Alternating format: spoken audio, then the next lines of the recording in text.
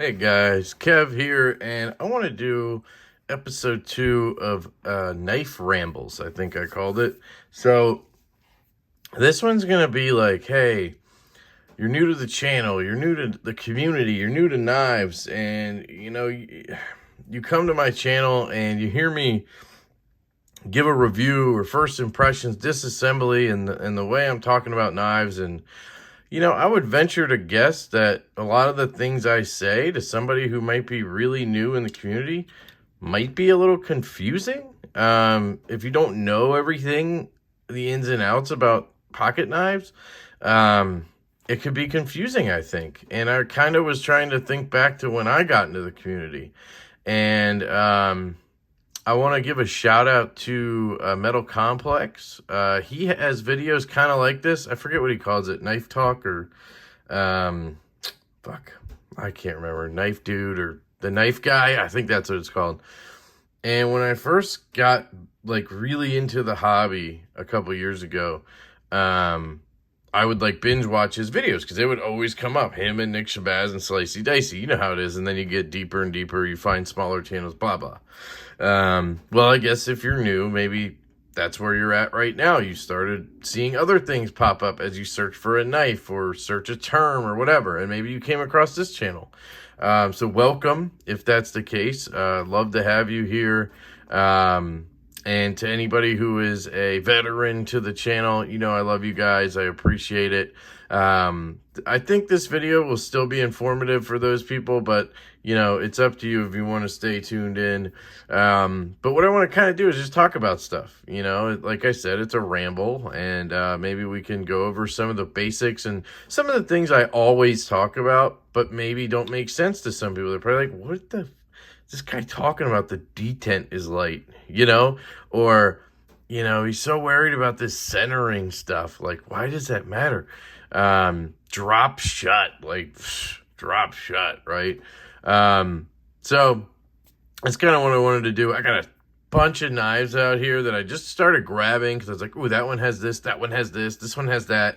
And I want to show different things. And another shout out here to Casey over at Knives Fast. I got this idea because I was talking to him about drop shut.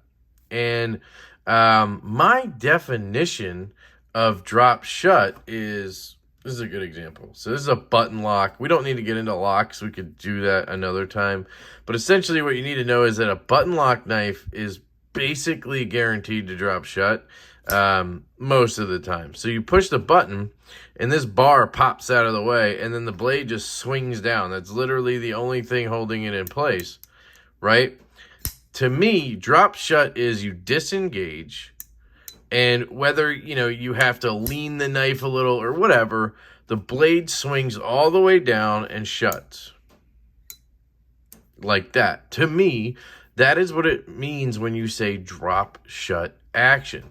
Now, you can see that on a folder. Like this is the Delta Lith Bellamy. It's a prototype. Shout out to Neves Knives for sending this in. Also, this is the Concept EDC TAC or TAC EDC. I always forget which one it is. EDC TAC. And this was loaned into the channel by Backpack B. So shout out to Brent. But anyway, this knife fires open. And when you disengage the lock bar, this one has a liner lock instead of a button lock. So this bar is holding the blade in place, right? I push it out of the way, it moves, and now the blade can fall. But there's pressure from this pushing that way. And that can cause the knife to not just swing shut like this, where in that case, that bar just moves and then it's free to drop, right? There's a lot of other factors like the bearings and what's in there and how clean it is and smooth and all that stuff. What kind of, washers, bearings, what it's riding on. Again, something we can get into another time. I just want to talk about certain things. But you'll see this knife drops shut as well, right? Does the same thing. It swings down and it shuts. That to me is drop shut. Here's the Finch Knives Takuna or Takuna. This one, this may not be the case for every one of these, but for me, this one is not drop shut. So this one, you disengage, it drops to your nail there, and then you have to do some shaking to get it to shut. Or maybe, you know, you use your finger and you close it that way. It doesn't just swing down and close, right?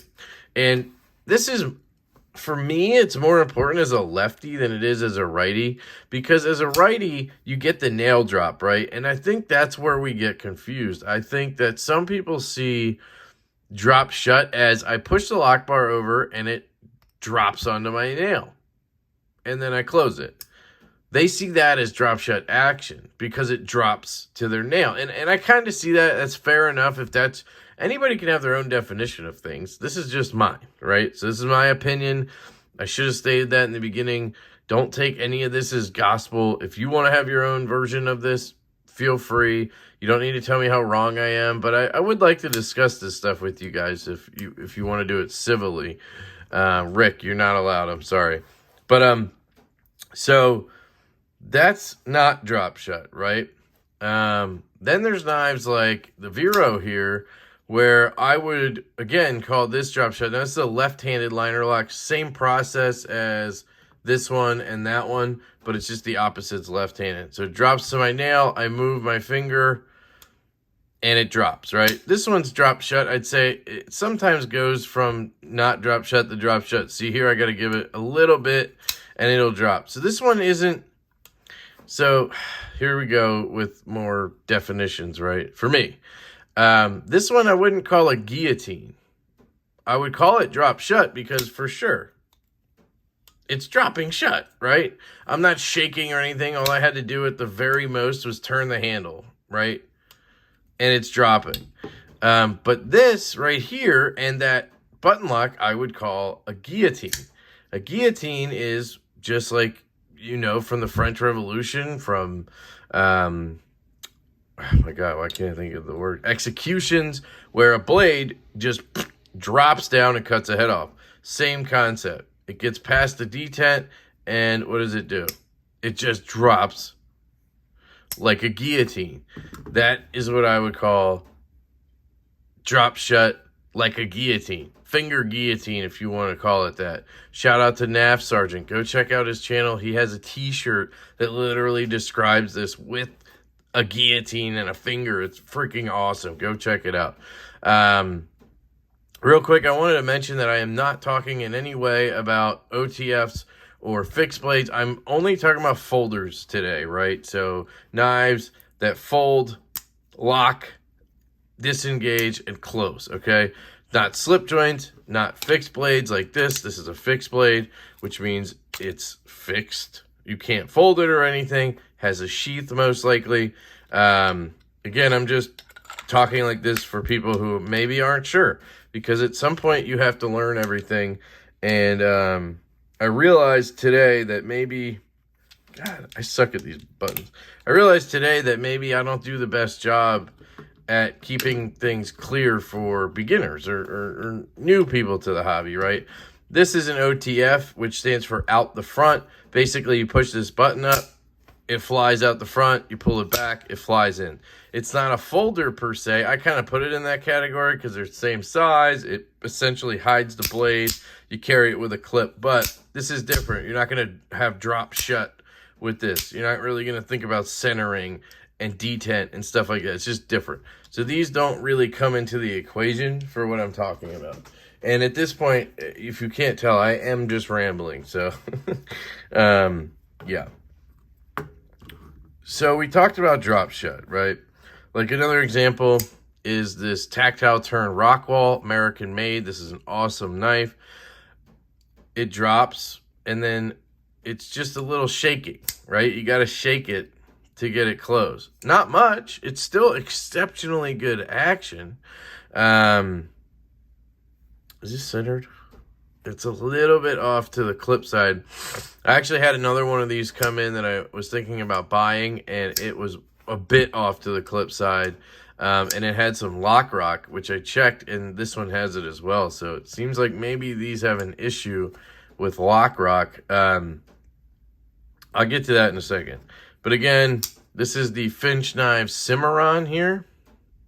And this is another one I would probably put between finger guillotine and drop shut. just drop shut action. Now, so this is where it gets tricky, right? Like this Finch Holiday, I would say, is a controlled drop shut, where like it's kind of, I guess it's not even, right?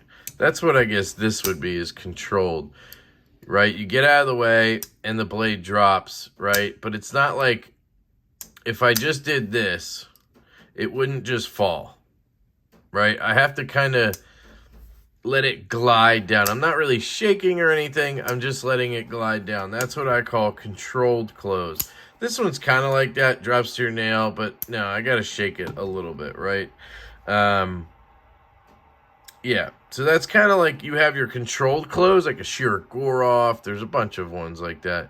And then you have your guillotines. This one's kind of breaking into, I think, be a guillotine, but right now I'd probably say it's a controlled. It kind of, no, it's a guillotine. This is a guillotine. See that? It broke in overnight. Magic. This is the Emp Edc Nimble. This is in the running for Knife of the Year for me. This guy is 3 inches, but yet does that. That's a controlled close. You see that? How it kind of glides down and then shuts. It's not just going shoot, you know? You have time to kind of watch it close, but you're not really shaking. Maybe on that one I was, but normally it just kind of glides down. Whereas this is just dropping, right?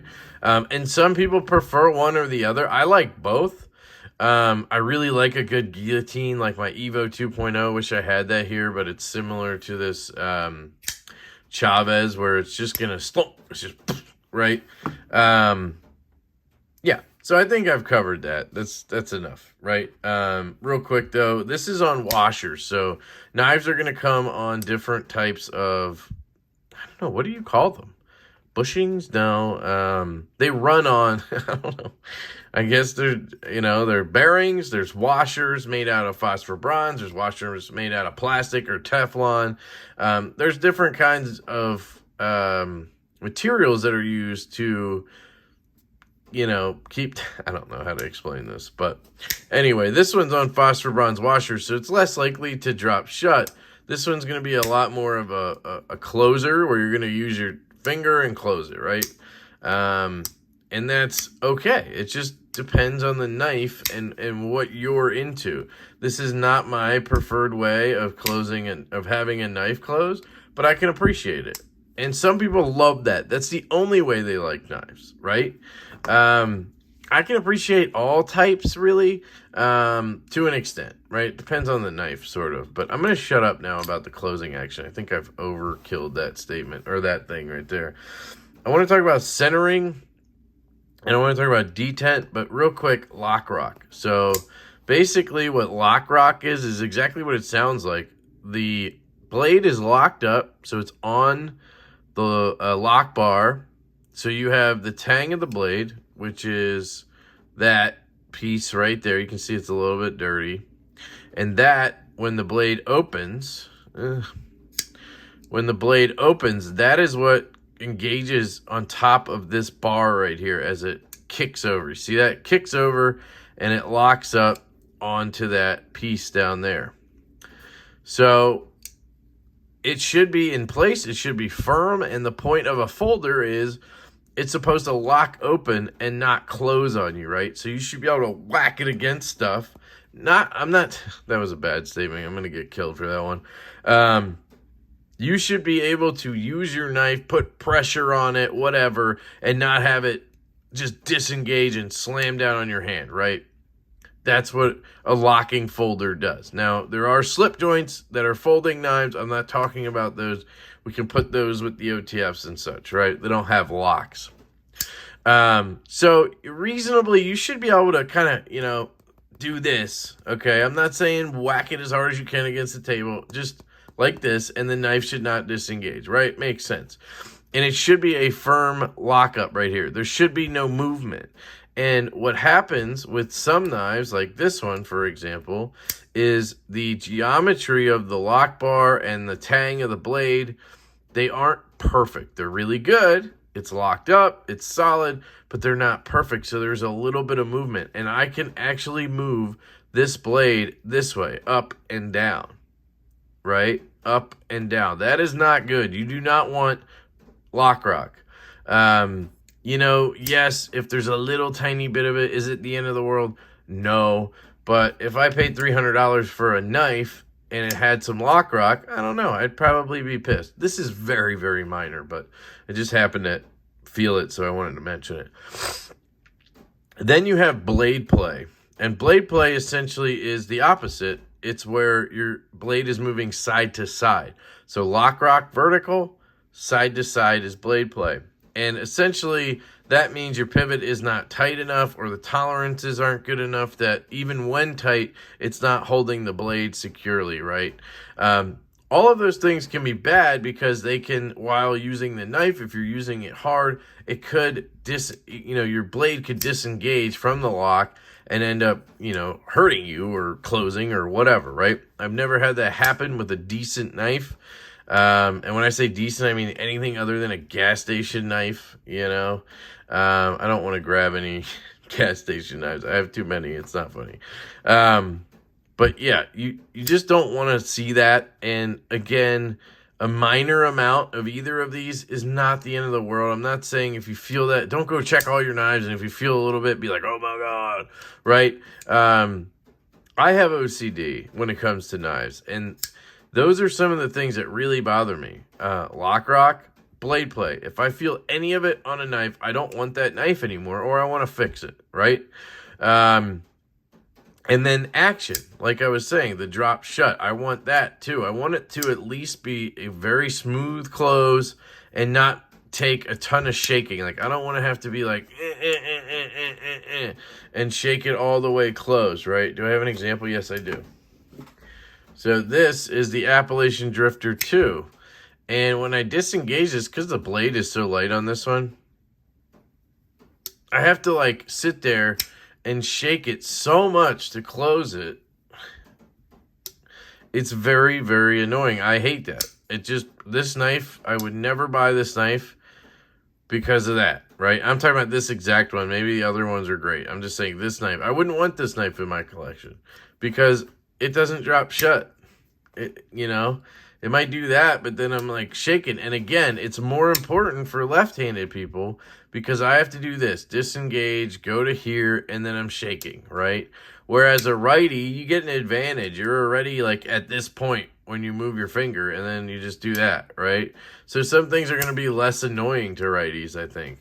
But anyway, that's an example of a knife I wouldn't want for the action. Okay, talked about all that. Centering. Centering is exactly that. The tip of the blade should be dead center between the scales in the center of that backspacer, if that makes sense. An example of dead centering is right here. This is the Chavez Scapegoat. You can see that tip is dead nut centered right between the backspacer, right in the middle of it, between these scales. Perfect. And when I flick the knife open and close it, guess what? It goes right back to that spot. It's amazing. Perfect centering, okay? Axon. Here's an example of a knife that did not have perfect centering. For some reason, after I took this thing apart, very well could have been my fault. Maybe I got something in somewhere. I don't know. I could not get it centered. That tip just wanted to be over here. It wanted to be closer to this side, right? And that bothers me. Sorry, this is annoying. It bothers me to no end. I will fiddle with a knife for hours to get it to be centered. Even a knife like this that's absolutely super skinny and like it is extremely hard to tell if it's centered or not in real life. I will sit there and tune this pivot until I get it to center. And that's essentially what you do is you tighten this screw and that'll pull it one way. You loosen it, it pulls it another way. Body screws also come into play. Having those too tight or too loose or whatever, on a good knife, if you have a knife over, let's say, $40, basically $50, that shouldn't be an issue. You should be able to tighten these down all the way, tighten your pivot, and it should be centered pretty much. I mean, that's not always going to be the case, but that's what should be the case. Anyway, I couldn't get this one centered. Again, could have been my fault when I took this apart. It came centered, I can tell you that much. What I did was I changed the bearings out. So I'll try to do a video on bearings at some point because I've tried so many at this point. It would be a good idea, but I got to get some different ones in. But I put taco bearings in here. And essentially, a taco bearing just takes an extra washer and puts it against the scale. So you basically have an extra washer, the bearing, and then the blade, a.k.a. a taco, right? Kind of makes sense. Instead of just having the bearing being what you're replacing. Anyway, I put those in, bang. Dead nuts centered. Here's the EDC tack. Dead nuts centered. Let's see. Let's just check them all. Why not? Emp EDC Nimble. Bang. Dead nuts. I don't even need to check this one. Oz Machine Company Roosevelt. Bang. Dead center. Holiday from Finch. This is one I really, really struggled with. I spent a lot of time on this guy trying to get it dead nuts. And did I succeed is the real question. Looks like I did. Yeah, that looks dead on. Dead nuts. This guy I was saying off to this side. And this isn't my knife. Again, this is Backpack B's knife. Shout out to Brent. Thank you, dude. And you can kind of see, it's not always about the tip. Now, I always check the tip. The tip is more important to me. That's what she said. But you can see if you look up here, right? The higher you go, you see that? The space on this side compared to that side is a lot tighter, which tells me that the blade is pulled over to this side for some reason, right? And to fix it, usually you just need to adjust your pivot, but sometimes that doesn't work. If you need help with centering, I suggest watching Metal Complex's video or Nick Shabaz's video on it. Just Google knife centering issue or something. And they have a cool trick where they shove like paper in here and tighten stuff. And it seems to work for them. I tried it a couple times, never worked for me, but I'm an idiot. So if you need help with centering, go check that out. Finch Cimarron. Dead nuts. Okay, let's stop this. Okay. The last thing I want to get into is detent, because this is kind of my thing, right? Where's my coaster? I literally have t-shirts and coasters that say got detent. I have t-shirts and coasters that say Detent Diva, because that's what I am. So it's a big thing for me, right? And essentially, what is a detent? This is a great question, because when I sold those shirts, my brother and a couple of close friends here in my area, they bought them because they were trying to support me, right? And they probably thought it was cool because it was pink or whatever. I don't know. And my brother, I went down to his house one day and he says, what's a detent anyway? Because he doesn't carry a pocket knife. Like, I got him a Swiss Army knife. He has it on his keychain, right? He's like, what's a detent? And believe it or not, that day I had a button lock and a shark lock knife on me. The two of the worst knives to explain detent with. So I couldn't. I was like, well, this doesn't really have one. So that's where I want to start. Not every knife has a detent, or what I call a traditional detent, right? Again, not gospel. Have your own opinion, whatever. The way a button lock works is it keeps that knife in there, and when you break through and pop it out of the handle, that's essentially what you're doing with a detent, is you're breaking the closing, right? So it's shut in place right now. Like, I can't just shake it up. I can if I shake it hard enough, right? But I shouldn't be able to just shake the knife. It shouldn't just fall out I shouldn't just do this and the knife should fall out, right? It's not locked in place. That is locked, right? But when it's closed, it's seated, I would call it, right? It's seated in place.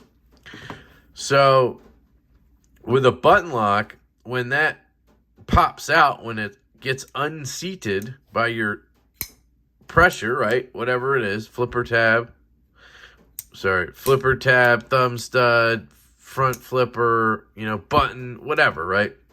On a button lock, it's more or less a spring that's holding it in there, from what I understand, like a compressed spring that's in there. And the stronger the spring, the stronger that detent is, which means the stronger that it's held in place, right? It's seated in there stronger. It's harder to open it like this. The stronger a detent is, the harder it is to do this, if that makes sense. So on a knife with a really good detent, very strong detent, I should say, not good, strong, you'll see this. Watch. You see that? Or it just sucks it in like that, and it clacks in. That is a very strong detent. On a knife with a weak detent, in this case, watch. It sucks it in, but it's a lot less of a force, right? It's just like, yeah, I'll pop in there. And this one's like, bang, right? There's a difference there. And you'll see that over time. You'll learn that each knife has a different feel to it when it opens and closes. That's a good detent. These mostly have good detent, so really good detent when it pops in like that. This one, not so strong. Just a little bit there. You can see I can probably fail this, yes. So, okay, on a traditional knife, let's forget about the button lock. Okay, let's forget about shark locks and anything like that. On a knife that has a lock bar of some sort, frame lock, liner lock, whatever, right? Compression lock. It has a detent ball. So there's a little tiny ceramic ball that is placed onto the lock bar. It's inside of this handle. Can you see it down there? There's a tiny little black ball. There, you can see it. Maybe just see it. You can see it shining there. Can you? And it's seated basically, like, if you see where that screw is, it's on the other side of the bar, right? And I wish I had one that you could see. This is a little different because there's two of them. It's a dumb example. I need something with a wide handle. There, you might be able to see that one. There you go. See that? Focus, you bastard. I'm going to zoom in. Okay. There we go. You see that ball, right? You can see that ball sticking right where my finger is. Wait for the light to come back. Right there. See it? Okay, so that is a detent ball. And there's a hole on the blade as well. Can I see? There, you can see it. No, is that it? Yeah, that's it. You see that hole? Right there? And now you can't see the whole thing because the scale's hiding it, but it's a circle, right? And what happens is when this closes, that ball is going to pop into that hole. And that is what sucks it in. So as that ball slides off of the blade and into the hole, I mean, the hole's in the blade, but slides off of the smooth surface of the blade and hits that hole, as that ball drops in, it's sucking this in at the same time, right? And essentially, there's different ways to do it or whatever, but you want that ball to sit deeper into the hole, right? And the deeper it is, the stronger your detent is. So on a knife where the detent is really light, can you see the hole? You can't see it on this one. Oh, it's on this side because it's left-handed. It's right there. There's the hole. Right there. On this one, it doesn't sit as deep, so it doesn't suck it in as much, if that makes sense. On this one, it sits a lot deeper, so it really sucks it in. You can hear it click. And essentially, that means you have a stronger detent. What does that do? Okay, good question. So, the stronger the detent, the more tightly or strongly seated the blade is into the handle. So, getting it out to open the knife, to pop it open, right? Flick the knife, whatever it is. the stronger it is, the harder it's going to be to flick it out, right? Which is either a good thing or a bad thing. It really depends on the knife and how it's all set up. But normally, on a light detent, it means that your knife is going to be easy to fail like this. I'm going to be able to just kind of go, and it'll fall out. I can shake it open. Now, there are exceptions, detent blade retention versus detent actuation with, there's a difference. There's some knives that are very high quality that have very light detents because that's how they want it to be. Maybe they have a front flipper, and on a front flipper, you need a lighter detent because if this was super strong right here, I wouldn't have enough leverage with just my thumb up here to open it, if that makes sense. That's why this detent is lighter on this knife. So there are some knives where they've figured out ways to have it where you can't just do that and it still has a light detent. So I don't want to assume that because it's a light detent, you can shake it out, but that's usually the case unless you're looking at an $800 knife or something, right? Brown knives come to mind, like Craig Brown knives. He has lighter detents, but it's on purpose, and you also can't just shake the knife out. So anyway, the lighter the detent, the harder you have to work to get it to lock up, essentially. So I have to really flick this to get it to lock up all the way. I have to give it a good amount of gas. See, I have to flick it pretty hard to get it out. Now, you're not really going to find knives that you're going to need to like wrist flick it or something. It just means you're going to require a little more pressure with your thumb, your middle finger, whatever it is, right? So it's not the end of the world. I love this knife, and it has a light detent. It just depends on the knife. This one did it on purpose because of this. Because if it was strong, I wouldn't be able to do this. It would rip my finger apart if I was trying to open this and it had a detent like this one does. So this one, there's no way on this one I'm going to do this. Like, it's not going to happen on this knife.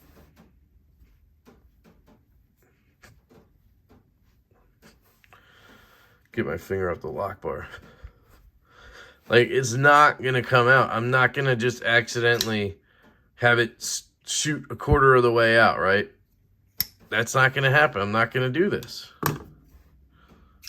Because that detent is strong.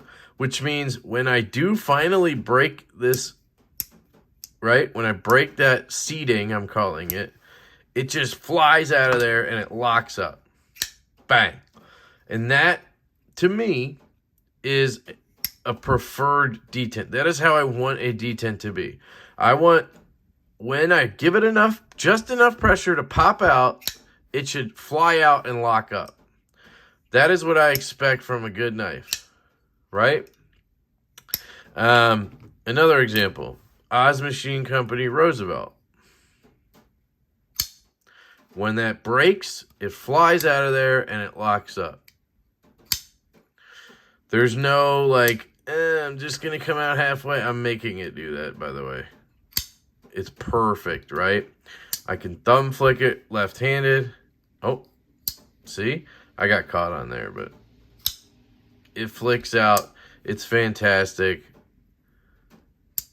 Bang. Great, great detent. Now, this knife has a lighter detent. See how it doesn't have that kind of thud to it like the other one did? This one, again, is done that way because of this front flipper. You wouldn't be able to do this. There's no way you'd be able to get this out of there if this was super strong. If it had this detent, my thumb would be just charred off. I mean, sheared off, right? That made no sense, but you know what I mean. But the way he did this, it's still possible to flick it this way very easily. But you can fail it. You can do the thing where it only comes out a little bit or whatever, right?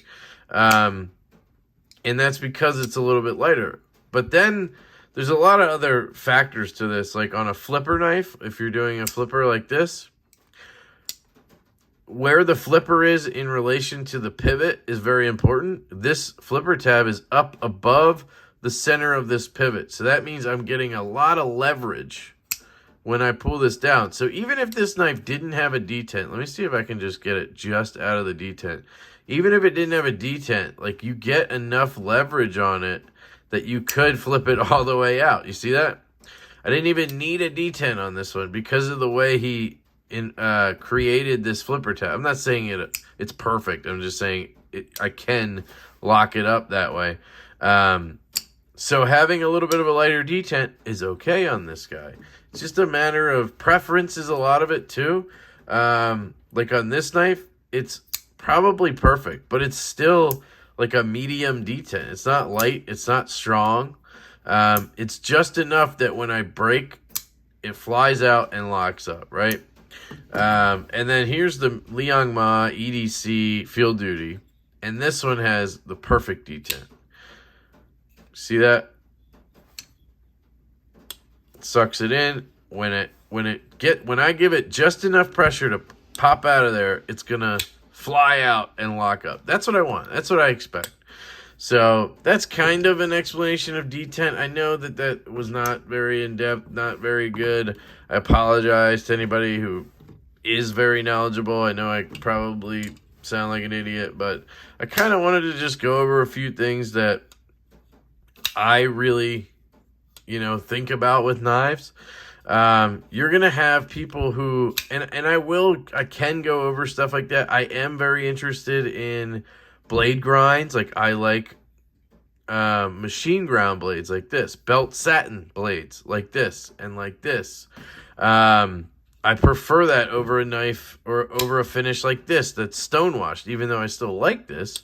I also really, really love hollow ground knives. I love a hollow ground. I don't think I have a single one on this table. Crap. Oh, this one does. So a hollow grind is where they grind the blade thinner and then down. Actually, it's a stupid explanation. I have no idea. That was a terrible. I don't know. Whatever. I love a hollow grind because it's thin right here. As you sharpen it, it doesn't get thicker and thicker, and that's kind of what happens on a knife like this, which has a full flat grind. Anyway, I'm not the expert on blade grinds and sharpening and stuff. If you want to know about all of that when it comes to knives, because I'm the guy who likes to fidget with knives. I love carrying my knives. I love playing with my knives. I do cut with my knives, but I'm not an expert on blades and sharpening. If you want that, please go check out Neve's Knives. Jared has an excellent explanation of different things when it comes to blades and sharpening and cutting. He also is into the stuff I'm into, so you'll probably enjoy it. If you haven't found his channel before this, I would definitely check out Neve's Knives for that kind of stuff. Yeah, so I don't know. I just wanted to ramble about weird concepts when it comes to knives that I like. Maybe we could do another one where we talk about deployment methods. Like this is a thumb stud knife, so it has two of these thumb studs on it. This has a hole, and this has a flipper tab. This has a front flipper tab and slots, right? There's a lot of different ways to open a knife. There's a lot of different ways to lock open a knife. Those are all things we could go over. I don't want to just have like a beginner's guide videos or anything, but I did want anybody new to the channel or new to the community to kind of get an idea of what I'm talking about, because if you watch my videos, you'll hear me say light detent, strong detent, guillotine, drop shut, smooth as butter, smooth as glass. You'll hear me talk about jimping, I don't know why I just said that, but you'll hear me talk about deployment methods and things I like, things I don't, whatever. And I just want to kind of do some rambling videos when I get a chance to just talk and go over those things so that people can watch my videos and maybe understand what I mean a little more, if they're not already familiar. So that's really the point there. Sorry for rambling, but that is kind of the point. Materials and finishes is another thing. We can talk about blade steels and manufacturers, and there's so many things we could go over. But right now, I gotta go because there's a lottery for the Oz Machine Company Roosevelt in a couple minutes. And God, I want to get another spot because I want to get another one of these. This is an amazing knife, guys. This is one I can recommend to anybody. If you have the cash, if you can get a spot, it's worth it. I did put taco bearings in this. I'm still deciding whether I'm going to post that video because it was kind of a shit show. But I did put taco bearings in here, and essentially what that does is give you a super thin washer to put against the scale, and that way it doesn't run on titanium, because these come running on titanium unless you have a carbon fiber one. So instead of titanium bearing blade, it goes titanium very thin steel washer bearing blade, and it's just as smooth as the Gillians I had in here. It's fantastic, and I really like the idea of having maybe a little longevity, a little more longevity in the knife. I don't know. I'm really loving this blade. As much as I don't love the blade shape for function, I love the looks of it, but for function, because I cut a lot of labels, I like lower tips. The steel is Zefinet, which is LC200N, which is rust proof essentially, and that is very important for somebody like me who sweats like a freaking billy goat. You should see this thing I put this in pocket. After 2 minutes, I'll take it out. This side will be fucking dark as shit from my sweat, and this side will be like this. Just like, what? I have had no rusting in this bead blast, which is awesome.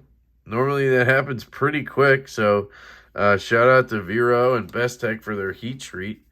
Anything else I want to cover? Get yourself a Roosevelt, guys, for sure. Keep an eye on Emp EDC. He's doing some random cool stuff like auctions, lottos, whatever, for some awesome modded prototypes just Nimbles, I guess, that he had done. Keep your eye on Mallory Designs. The Forest is shipping this week. If you didn't get one, they might still be available on his website. Might still be able to buy one. Otherwise, check retailers. Keep an eye on Finch Knives. They're dropping the Cherry Bomb at the end of October. Hopefully this video posts by then. Maybe I'll have one by then. That's a new knife they have coming out that's kind of got this handle look to it. And then it's a smaller knife, though. Much smaller, kind of a spear point looking blade. What else? Keep your eye on CM Designs. Colin Mason Pierre. Keep your eye on him and myself. We're working on a design together. We're going to try to bring to market. We don't know how we're going to do it yet. Pre-order or Kickstarter, same thing, I guess. Or maybe try to get an OEM to pick it up. But I don't know. We'd like to do it ourselves.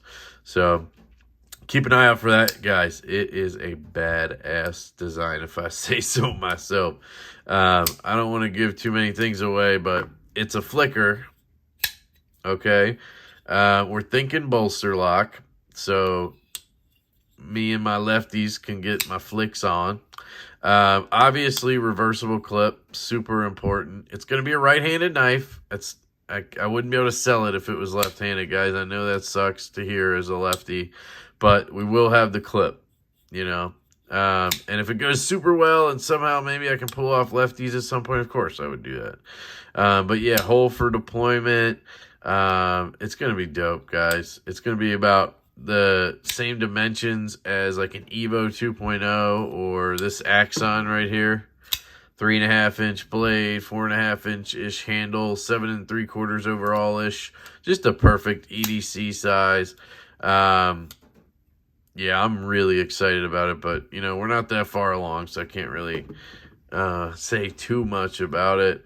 Anything else I want to cover? Go check out all the channels, guys.